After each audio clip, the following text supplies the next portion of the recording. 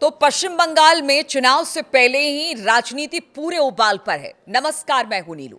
पश्चिम बंगाल में ईडी की कार्रवाई को लेकर चल रहे बवाल के बीच आज शुक्रवार को सुबह सुबह तृणमूल कांग्रेस यानी टीएमसी के सांसद केंद्रीय गृह मंत्री अमित शाह के दिल्ली से स्थित कार्यालय के बाहर जबरदस्त तरीके से विरोध प्रदर्शन करते दिखाई दिए। प्रदर्शन में डेरेक ओबेरॉय, शताब्दी रॉय, महुआ मोइत्रा और कीर्ति आजाद जैसे प्रमुख सांसद शामिल हैं।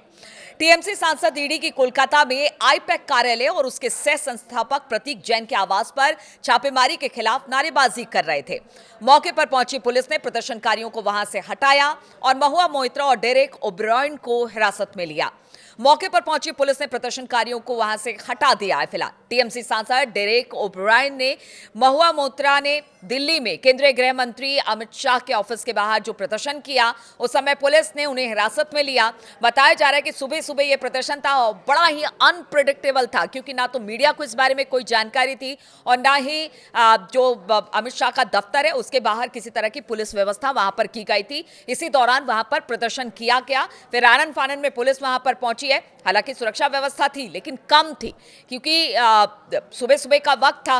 बताया जा रहा है कि टीएमसी सांसद कीर्ति आजाद ने इसे लेकर कहा कि ईडी ने गलत तरीके से छापे मारे हैं और ये अलोकतांत्रिक तरीके से चुनाव जीतने की कोशिश है। बीजेपी इस तरह से चुनाव नहीं जीत पाएगी। टीएमसी ने आरोप लगाया कि केंद्रीय एजेंसियां चुनाव से पहले पार्टी के राजनीतिक दस्तावेजों और डेटा को हाथ लगाने की कोशिश कर रही है। इससे राजनीतिक माहौल और गरमाया हुआ है। पार्टी का कहना है कि यह कार्रवाई चुनाव वर्ष में राजनीतिक दबाव पैदा करने की साजिश का हिस्सा है। दिल्ली समेत कई जगहों पर विरोध प्रदर्शन जारी है, जिसमें टीएमसी नेताओं ने प्रवर्तन निदेशालय की आईपैक के खिलाफ छापेमारी का विरोध करते हुए केंद्र सरकार पर कड़ी टिप्पणी की है। महुआ मोइत्रा की बात की जाए तो उन्होंने चिल्लाकर कहा, जिस तरह से वो धरने पर बैठी थी, बाद में पुलिस ने उनको हटाया। उन्होंने कहा कि केंद्र सरकार कुछ भी कर ले, वो हमें हरा नहीं पाएगी। इस तरह की चुनौती उन्होंने सरकार को दी है। अब देखिए ये पूरा मामला क्या है। आईपैक के दफ्तर में जिस तरह से कल कोलकाता में छापेमारी ईडी की तरफ से की गई, उसके बाद वहां पर ममता बनर्जी पहुंची। ऐसा पहली बार हुआ है कि ईडी की कोई छापेमारी चल रही हो और वहां पर वहां की सीएम पहुंची, वो भी डीजीपी के साथ। उसके बाद सीएम वहां पर पहुंचती हैं। ईडी की कार्रवाई थोड़ी देर के लिए रोकनी पड़ती है।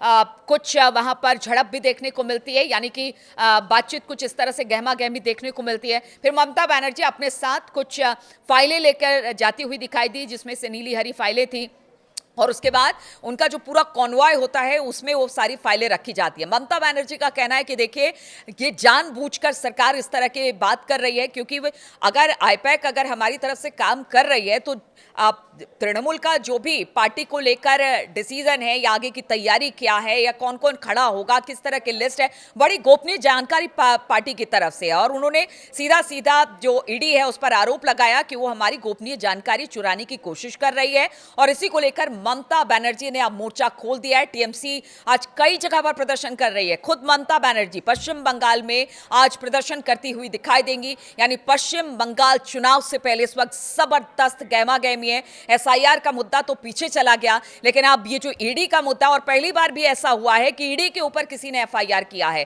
आईपैक के जो मालिक है उन्होंने ईडी पर एफआईआर दर्ज कराई है। आज इसको लेकर एक सुनवाई भी सुप्रीम कोर्ट में रखी गई है। अब देखना होगा इस पूरे मामले में राजनीति कहां जाती है, किस तरह से जाती है और टीएमसी का हल्ला बोल किस तरह से दिखाई देता है। इस पर लगातार हमारी नजर रहेगी।